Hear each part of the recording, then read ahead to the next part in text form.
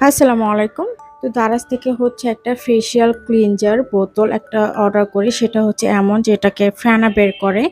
তো আমি পুরোপুরি প্যাকেটটা খুলে দেখাচ্ছি বোতলটা কেমন। যেটা হচ্ছে আ এক এক মানে ধরেন ১ চামচ যদি লিকুইড ক্লিনজার লাগে তো ৩ চামচ লাগবে পানি। তো জিনিসটা হচ্ছে এমন।